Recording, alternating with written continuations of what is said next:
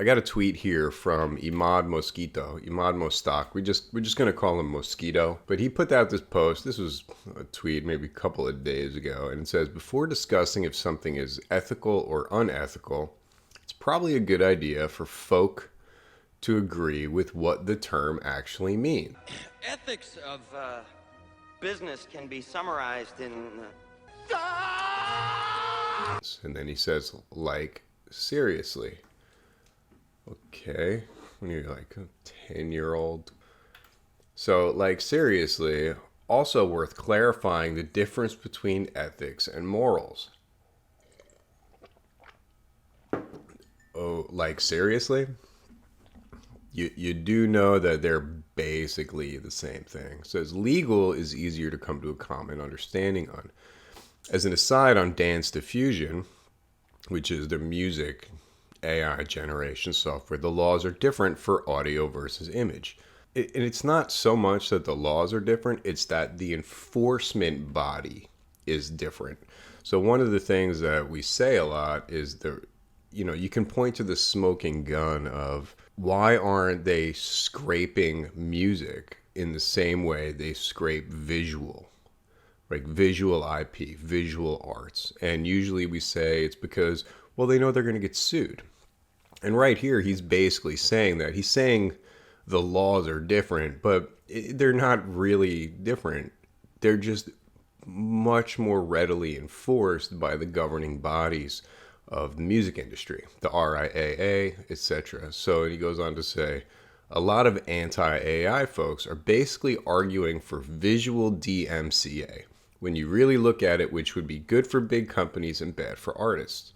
So really quickly, before I even address any validity to what he's kind of pretending to say here, I just want to say how absolutely ridiculous it is for him to imply remotely that he cares at all about what is good for artists. Just the level of gaslighting and disingenuous doublespeak there is absolutely mind-numbing. And I want to be very, very clear that there's not anti-AI folks. While they may exist, that is not what artists are. We are not anti-AI. So again, it's framing the conversation in a way that is better for his narrative. We are not anti-AI. We are anti-unethical mass data scraping of artists' personal work to be fed into algorithms in order to replicate what they do. That is the issue. So getting back to what he's saying about DMCA here, I don't think that that's remotely accurate. This is typical, like when people want to unionize at Starbucks or people want to unionize at Amazon, one of the things they love to tell you is that, oh, the union is bad. It's going to make things more difficult for you.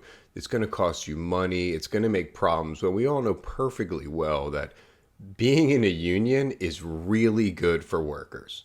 There's a reason unions came about, and there's a reason big companies have been doing everything that they can to make unions not be a thing, because it is a lot easier to take advantage of large groups of people when they're not organized. So DMCAA is basically the Digital Millennium Copyright Act, and it's part of US copyright law as it relates to removing content from the internet. Basically, it basically says that anything that you create, you have a path to have it taken down. And it's essentially saying you have the rights to have your work or your original creation done with as you please. So it's really no surprise. I'll put the link down here if anyone wants to read a little bit more about it. It's really no surprise to me that this guy, that Mosquito, really doesn't like this. So anyway, he says it's worth clarifying the difference between ethics and morals. Well, let's just have a little looky loo. Good old Encyclopedia Britannica here. It says, what's the difference between morality and ethics? It says, generally, the terms ethics and morality are used interchangeably. Both morality and ethics loosely have to do with distinguishing the difference between good and bad or right and wrong. I mean, basically, they're saying it's the same thing. Ethicists today, which I would say are people who work in the field of ethics, right? That's like what they do for a living. They went to college for ethics. They use the terms interchangeably. Oh. Says if they do want to differentiate morality from ethics, the onus is on the ethicist to state the definition of both terms. Ultimately, the distinction between the two is as substantial as a line drawn in the sand. It means nothing. So again, it's just more kind of this disingenuous doublespeak from this guy. I mean, it makes me think about how we got to this place where the conversation about algorithmically generated imagery, it's like it's so polarized. And I understand on a certain level why people who absolutely love this new capability that they have, why they want to fight for it to be kept as it is and don't want any changes made to it. And I really, really, really understand why artists don't want their work, unscrupulously and obviously unethically scraped and trained into these models that basically give a person the ability to create work in their original style, or particularly uses their work depending upon the sample set. It's obviously an absolute ethical quagmire, just to put it mildly.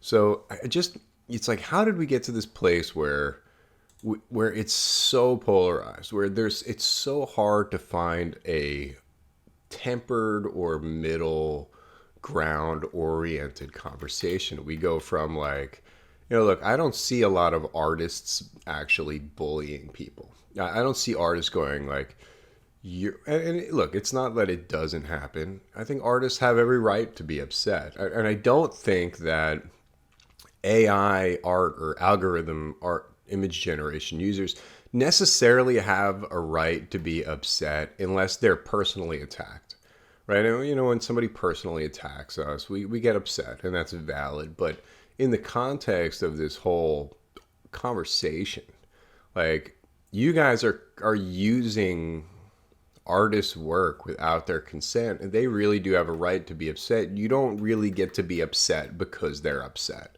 So my point is, how do we get to this place where artists have been cast as these like villains, where we're these gatekeeping elitists, when the simple fact is, like, there's no art gatekeeping? Like, who came up with this concept? Like, if you want to know if artists are gatekeepers, just Google free art tutorial. Like, here, watch this. Free art tutorial. Let's see. How many hits?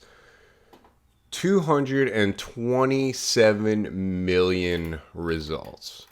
And I mean, you just go on YouTube and look for the same thing, and there is a dizzying amount of art tutorials. And then you can even look for a specific thing. You say, okay, well, how do I do this in Photoshop, or how do I do this in Illustrator? And the biggest problem you have is finding the one you like the most, because not everybody clearly communicates, but everybody is trying to share their knowledge. So the concept of art gatekeeping is completely imaginary. That is not a thing. Now, to say art elitist, I've seen comments that say artists just want to continue to make their millions of dollars. And they don't want to share. They just want to live in this bubble. Well, I know a lot of working commercial artists, and they don't make millions of dollars. They some of them live comfortably. Comfortably just means they can afford to pay their bills. They can afford to pay their rent. Maybe they have like an okay car that has less than 100,000 miles on it. But very few artists are millionaires, and the people who are generally just people who manage to sell a few pieces for a dizzying amount of money. The vast majority of artists who work in the industry, concept artists, commercial artists, graphic designers, they don't make a lot of money. So this concept of elitist gatekeepers is a narrative that's pushed by people who will serve to benefit from creating this incredible divide. And that's people like Mosquito. And I'm not going to go back and look at all of his tweets because he has said some pretty disgusting things about artists. And he is one of the main voices. Like what he says trickles down, right? As the founder of Stability AI and Stable Diffusion, the things that he says, people kind of pick him up and they run with it. And that's a dangerous thing. Now, I think the reason he doesn't understand the difference between morals and ethics is because he doesn't know what either of these things are. Like, as a concept, he can read the definition. He can go to the Britannica and read the words, but I think it's difficult for him to actually internalize what these concepts mean and how they would apply to his day-to-day action. It's just pretty obvious. And there is a lot of people like this. Like, not everybody has an incredible capacity for empathy, right? Some people just don't have that. You know, there's a lot of Dexters in the world. And it is what it is. So this is kind of what we're working with. And it's really unfortunate because I'd love to get to that place where we could sit down and have that tempered conversation with the proponents of these people. And even though people like Carla Ortiz really have been trying to do this in a understanding, compassionate, and articulate manner, there is just always going to be people who just don't want to hear it. They just don't want to hear it, right? So, I mean, this is where we're at, and I'd really like to get to a better place, but we're just not there yet. So I also want to read this for you guys. This is absolutely fantastic. Can you see that? Here we go. So basically what we got here is kind of a panel of a print shop, and see this guy with the suspenders, the haircut. He's got the bow tie, so this is the boss man. And then we got this guy. He's got the beret, so he's obviously, you know, some sort of artist. He's much thinner, right? The elitist artist doesn't eat that much, so he's very thin. But the business guy is Humpty Dumpty with the bow tie. So it says, "Meet our artists." And the artist goes, or Mr. Beret goes, "These are just flipping boxes." And the businessman says, "Oh, far more than that. Scripts are fed in directly from our rehash banks upstairs." Now, before we go along with this, I just want to point out the fact that science fiction authors, using logic, current manifestations of technology, have been predicting the future in some capacity for decades, all the way back to Jules Verne, who predicted the submarine, which at the time was a completely gonzo concept, to people like Neil Stephenson and Philip Dick, who predicted the internet, who predicted virtual reality. I mean, and they don't just pull this out of the air. They look at current capabilities and they extrapolate forward logically. So these pages were taken from a series. It was about a guy named Kenny Hu, as we could see right here. It was written and drawn by John Wagner and Matt Campbell, who they say they drew on a lot of their personal experiences in the comic book industry to kind of arrive at some of these places. There is an article about this that's really interesting that I will link below. So let's continue. It says, "Scripts are fed in directly from our rehash banks upstairs." And rehash is a very interesting word for it, because if you're not going to gussy it up with, you know, it's AI, which it's not, which is something I do want to talk about, but we'll talk about that in another video. I think we need to really change the terminology that we use to refer to these models. They're machine learning. They're not artificial intelligence. Artificial intelligence connotates a certain type of thing. When you hear the term AI, you think it's the future. It's this incredible, you know, neural thinking entity. And it's not that. We have complex algorithms. So machine learning feels more ingenuous, right? Where when I hear the term AI art, I just feel like it's an absolute misnomer that frames the conversation in a way that is doing it a real disservice. So anyway, sorry. I haven't been here for 10 days and I've got a lot I would like to talk about. It's all going to kind of bubble up in bits and bobs and boobs. Let's carry on, shall we, friends? So it says scripts are fed in directly from our rehash banks. It says the art robots can draw in any style, in line, wash, halftone, color, you name it. Pages come out in less than a minute, are all fully lettered, of course. He goes, that's not art. And businessman goes, yeah, but it's cheap. But why me, you said? You said my work was no good. And the businessman says, it's a little white lie, Kenny. In fact, it was brilliant.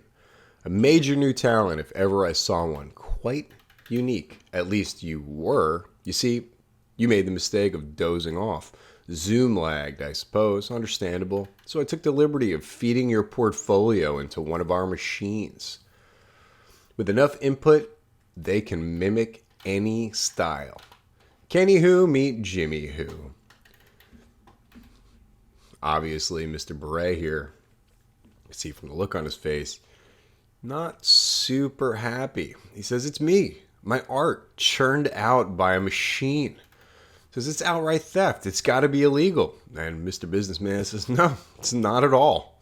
We stole none of your drawings, merely copied your style. And artists have been doing that since the dawn of time. Does this sound familiar at all?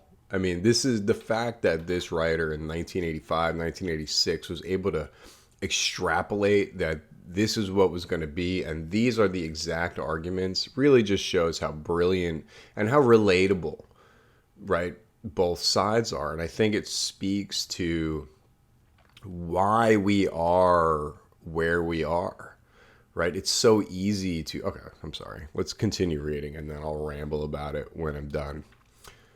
So Mr. Beret, he not happy. Not so happy. Says legal or not, it's not right. Jimmy Who. I'll give you Jimmy Who. Now he's got an axe. Him and his beret are about to do the dirty. He says, don't be a fool. So why did I ever come here? It cost me my pod, my pad, and now you've stolen the only thing I had left. The businessman says, eek, you Philistine. I think in today's nomenclature, you Luddite. And as for you, and he basically smashes the art machine, right? Then he turns his gaze to the fat bow tie businessman. He says, as for you dirty little crook. Grabs him, bap.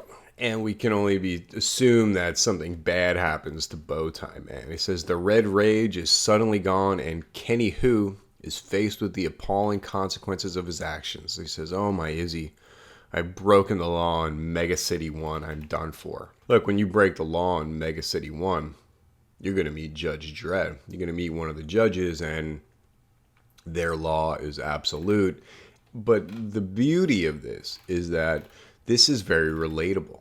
You know, it's easy to put yourself in one of these two people's position depending upon your viewpoint, right? As an artist myself or many other artists, it's easy for us to empathize with Kenny.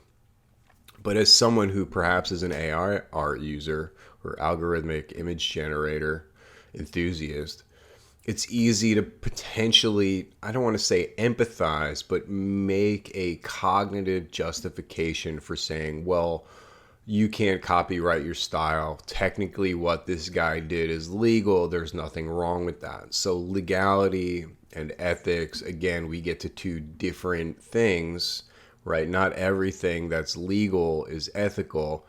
Not everything ethical is legal, right? I mean, without getting into a whole bunch of stuff right there, it's very easy to see how people can justify different positions. And I'm not exactly sure how these two guys, instead of Kenny basically offing Mr. Bowtie with this axe, I'm not sure why there was an axe there. It didn't look like he had to walk very far to get it. It was just apparently sitting right next to the art robot. I mean, what art robot room is complete without an axe sitting next to it?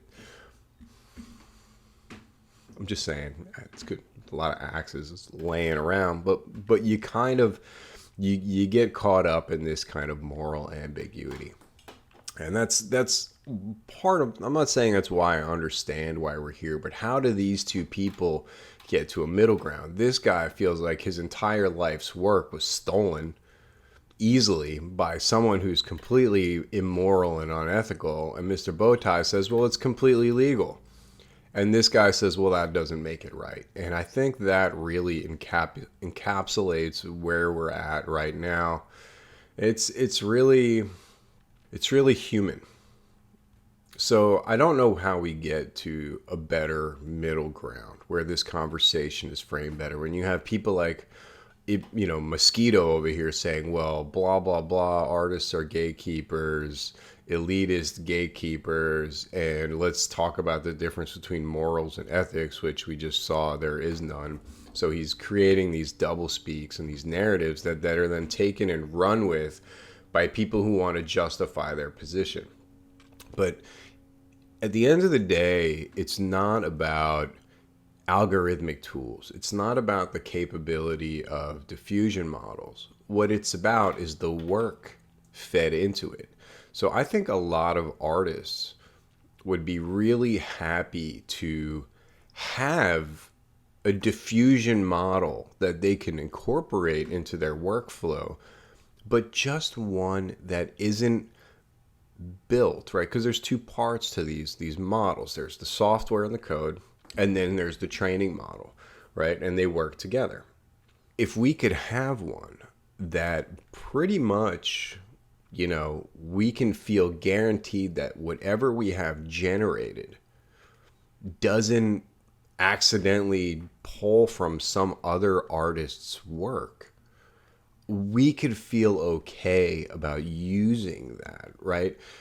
I mean, look, let's just say in a perfect world, we get to that place where some beautiful person creates an ethically sourced data set for a diffusion model, right? The fact is that the capabilities of this model are going to be far less, right? And when I say ethically sourced, I'm talking about using public domain imagery, right? Imagery that has been opted in or given consent or permission by artists, and hopefully they would be compensated for that, which people saying that's crazy. Is that really so crazy? Is that really so crazy, guys? To take your life's work and feed it into an algorithm to be compensated for that? Is it really that crazy? So if we get to that place where we do get this ethical model, the simple fact is it will be far less effective at creating final outputs than it is now.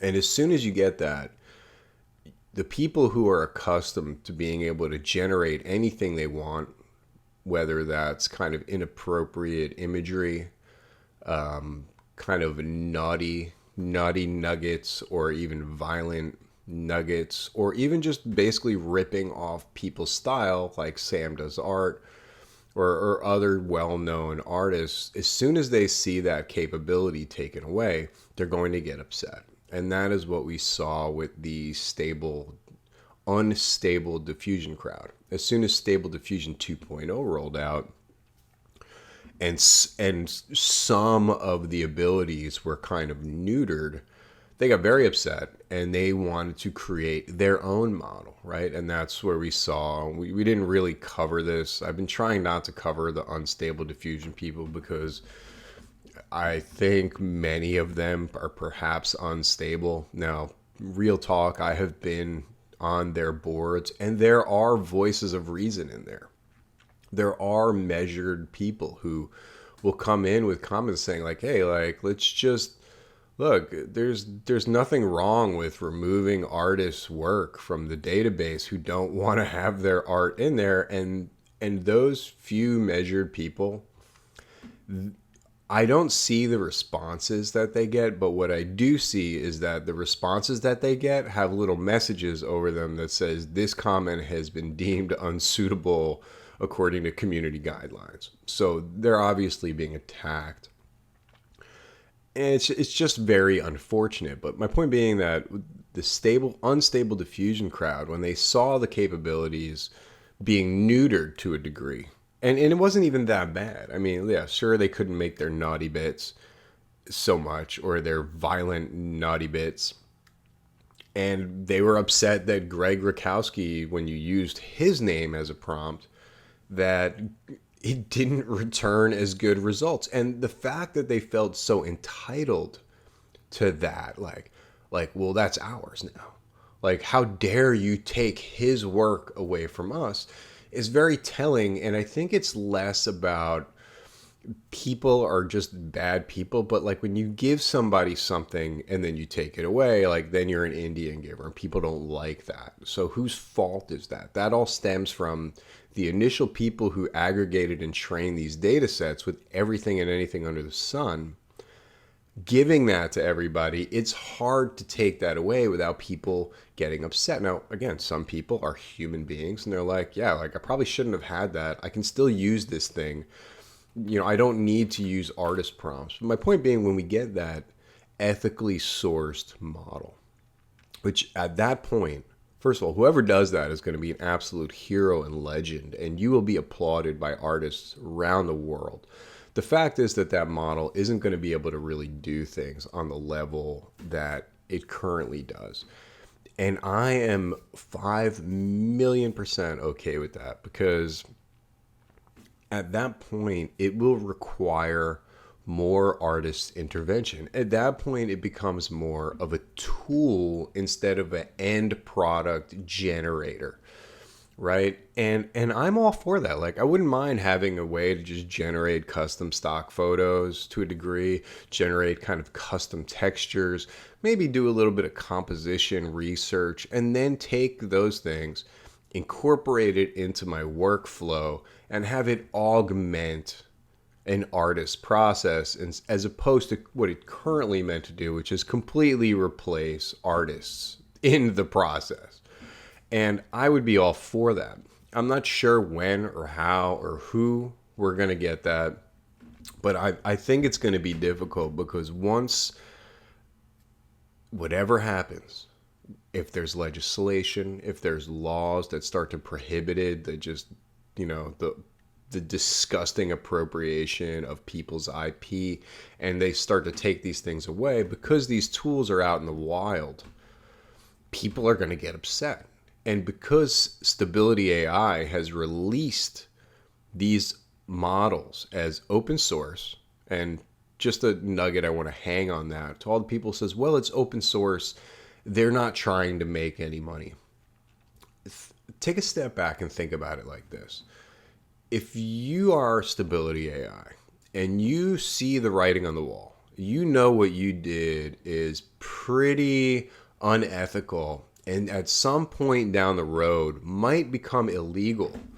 The best thing that you can do is transfer the onus of these actions to the public. Think about it. Stability AI, Mosquito gets hauled in front of a judge in 2 years' time. And they say, well, look what you did here.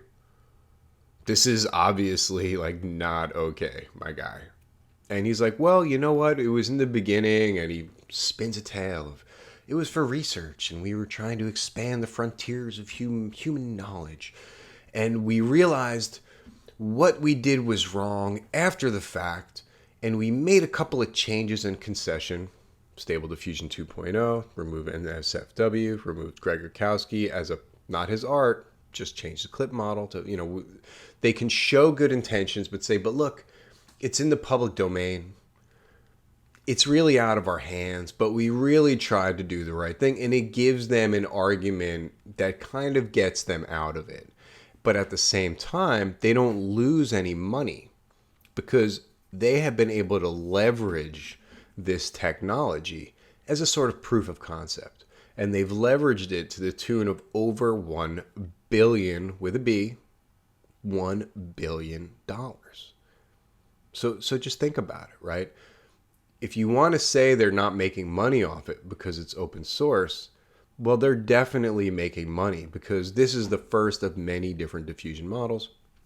There will be music, there will be writing, there will be, I don't even know, it's just so many different applications for algorithmic based things. I mean, it's already becoming such a thing. We haven't even talked about GPT 3PO yet or anything like that, but that is what it is. And my point being, I feel like I'm saying that a lot. There's just so much information bottled up because I've been in bed for close to 10 days and just haven't had the strength to talk. So if anybody is still even listening, I thank you so much.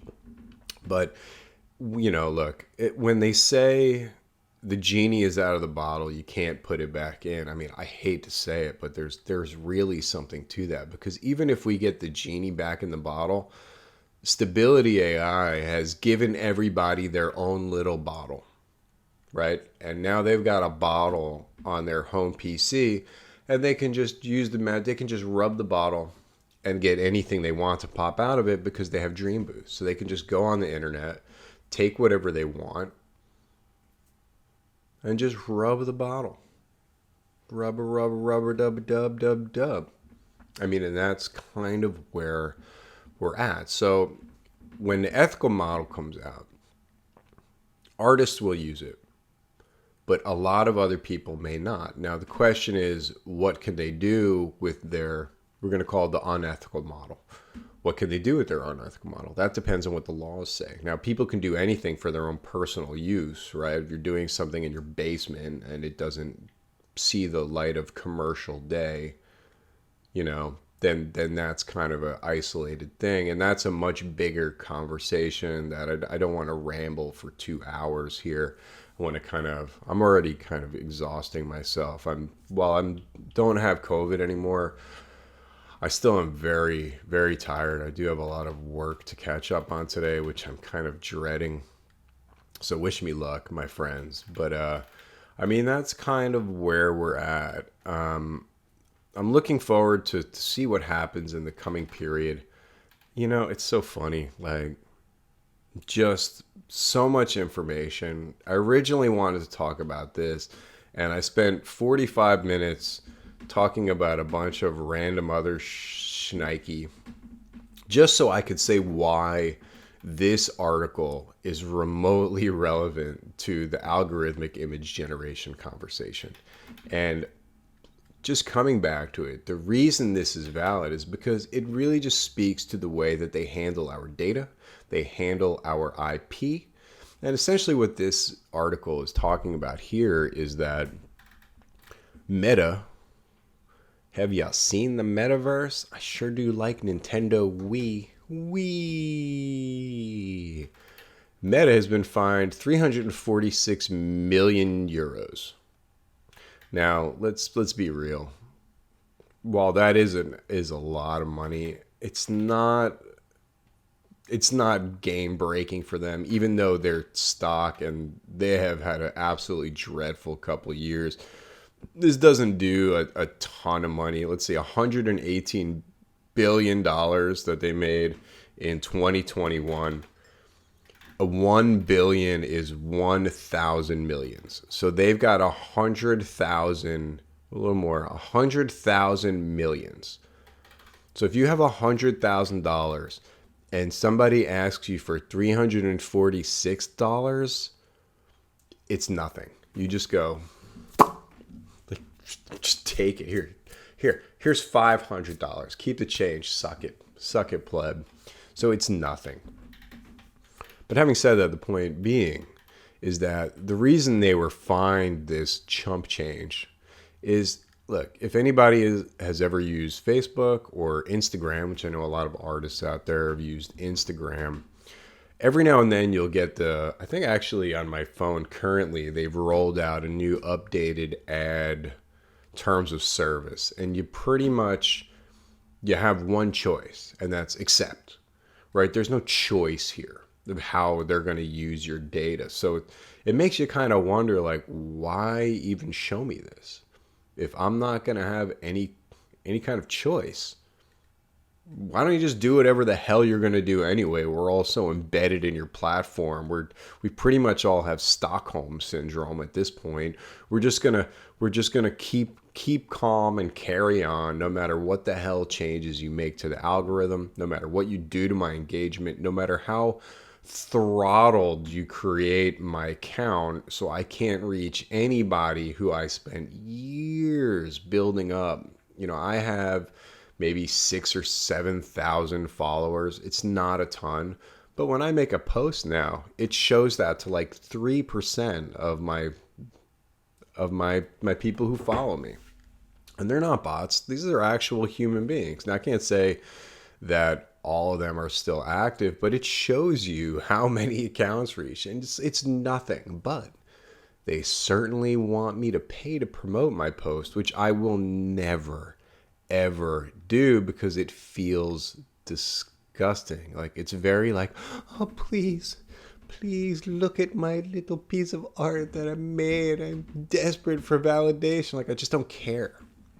While it was nice to get likes back in the day, you get 1,000 likes on a drawing, you're like, it really does fuel the fire. It is what it is. But why even bother to roll out new terms of service when it doesn't matter anyway, right? So that's the problem here. I think in Europe they're going to have to roll out a yes or no type of thing, which will be really good. I mean, look, Facebook is Facebook.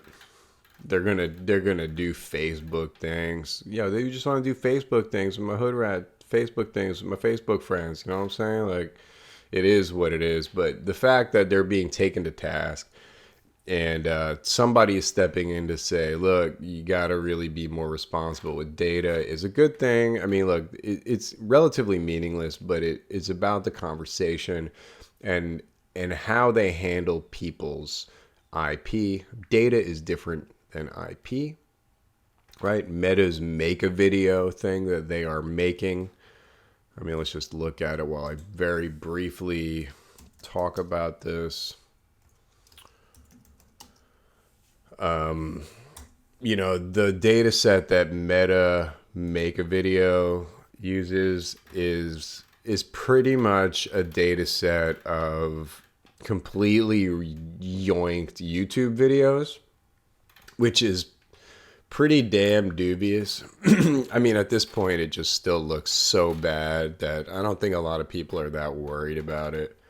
Maybe we'll get into that another day. But essentially, their data set for make a video is like millions of images stolen from YouTube.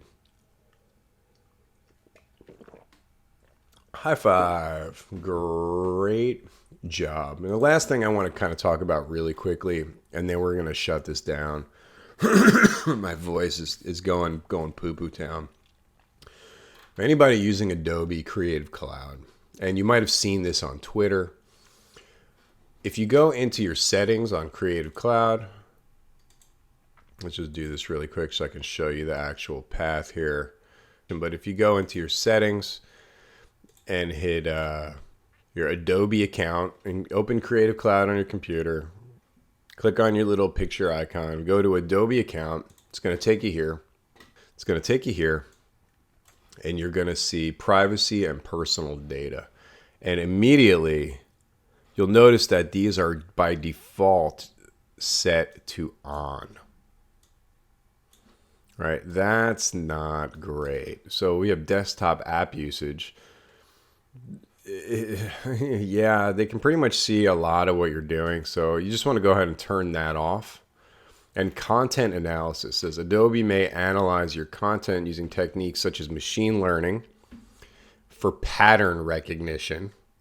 Okay, pattern recognition is pretty much the entirety of how algorithmically generated art or diffusion models work. It's built on a computer capability for pattern recognition. So Machine learning pattern recognition to develop or improve our products and services, which could be Adobe AI. If you prefer that Adobe does not analyze your files to develop and improve our products, you can opt out of the content at any time. This setting does not apply in certain limited circumstances. We're just going to click off for that immediately. I do want to kind of learn more really quick about what circumstances that does not apply to. Yeah. When does content analysis opt out not apply? Just read through this really quick. Turning off content analysis doesn't affect our ability to analyze your content when you participate in programs where we proactively submit content to develop, right? So if I'm proactively submitting stuff, if you don't want your content to be used, you should avoid participating in those programs, right? I don't think anybody is going to be participating in those programs. Should look more into that. Adobe Photoshop Improvement Program, Adobe Stock, right? So that makes sense. So if you're submitting into these programs or you're putting imagery into Adobe Stock, which is very telling, you're making work, putting it in Adobe Stock, they are going to use that for their machine learning pattern recognition, which is their generative AI. That's if you read between the lines. And that, my friends, is where we're at. So anybody using Photoshop or Creative Cloud, if you haven't seen this on Twitter already, go to your Adobe account, go to privacy and personal data, and turn this shit off. Just do it. And we'll see what happens. But the fact that it's on by default, disgusting, yes. Surprising, no. I do have a lot more I want to talk about. I've got do you see all these Post-its here?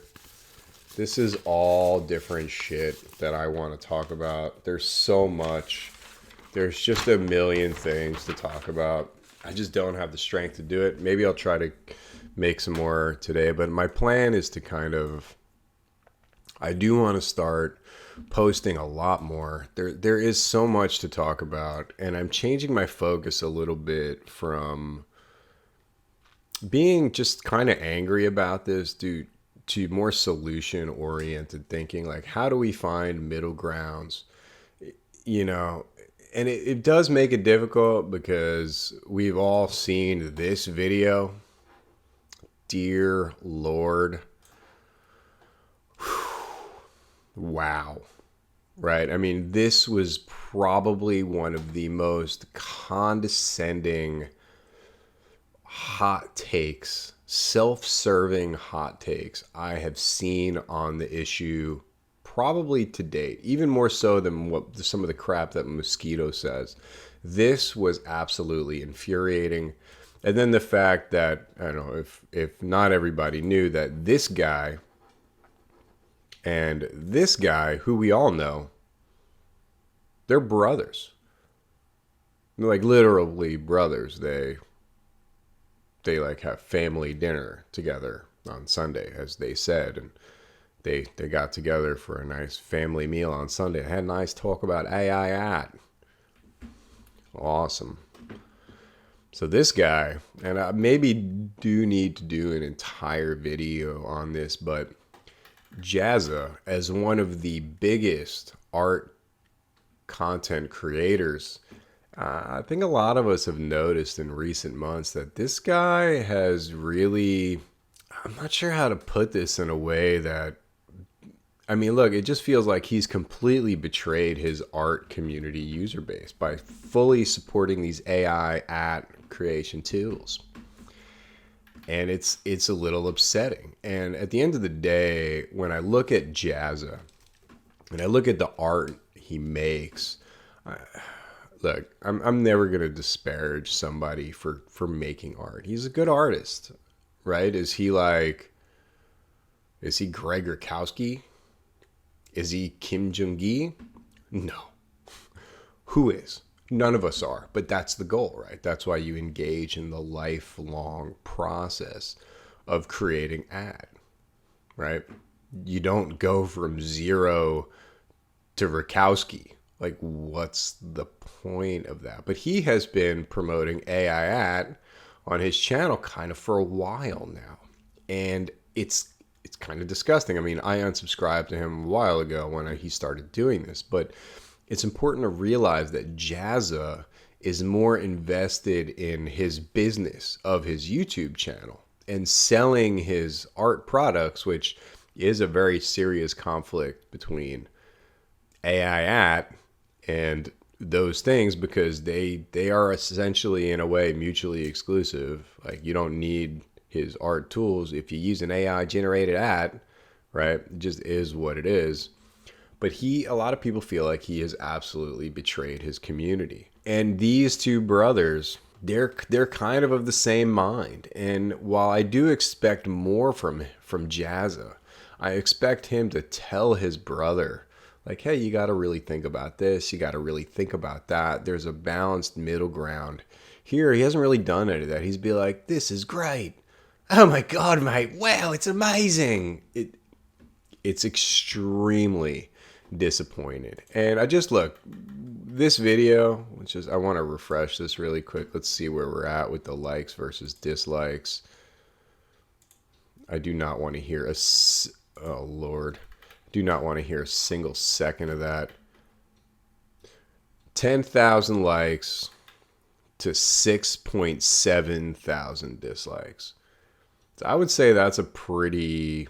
Now, while there is more likes than dislikes, 7,000 dislikes to 10,000 likes, that should pretty much tell this guy quite a bit about how people are perceiving his AI-generated hot takes.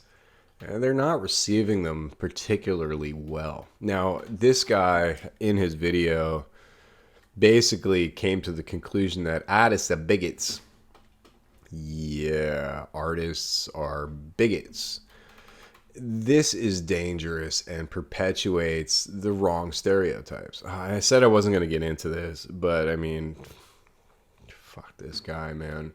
He said just some of the grimiest, most ridiculous, self-serving, naive, hot take BS that I have heard in this entire conversation. I mean, it really left me speechless. The fact that I was able to sit through this hour and a half rambling nonsense. I'm not one to judge. This has been an entirely rambling, nonsensical video here. I get it. Where he repeats a lot of the same things over and over and over and over again. But he gets to the point where he says that artists are bigots. And I think that is actually completely hilarious, considering that this guy who is saying that artists are bigots, these are some thumbnails from some of the videos that he made. He says, so bad it made me a racist. I'm pretty sure if this video, you think it made you a racist, you were already a racist. Wow. Another woke disaster. I mean, look, I get that a lot of the programming, a lot of the movies and stuff, and the pop culture stuff that we like to watch has been absolutely terrible lately. But I mean, come on, man. I mean, so this guy has really shown his true colors, and calling artists disgusting bigots is pretty damn hypocritical. I just... Take a mirror, take a step back, Shad and Frad, and just have a little bit of self-awareness, right? It's absolutely ridiculous. So, look, this dude here, look, he's not involved in this community. As much as he wants to claim he's an artist, he's not an artist. He's far from an artist. He's someone who possibly...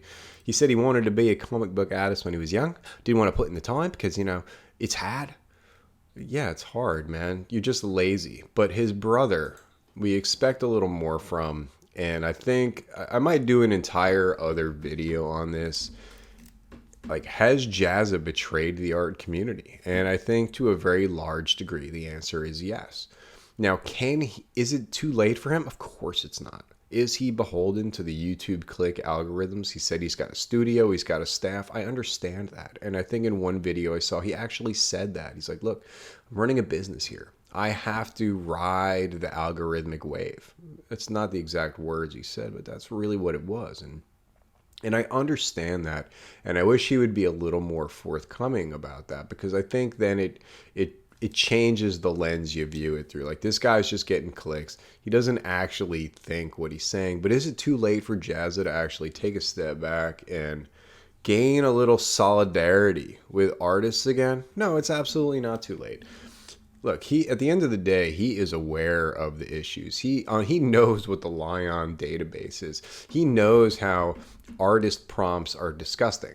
But in this video right here, him and his brother, they literally sat down and typed into Stable Diffusion a whole bunch of artist name prompt. Like, the first couple sentences in his prompts that they were using was in the style of Art Germ and Stanley Lau. Look, this dude gets it. So he is aware of the issues. There's enough comments here explaining what the issue is. He knows, but he is making a conscious decision to ignore those things, or he's listening to his brother.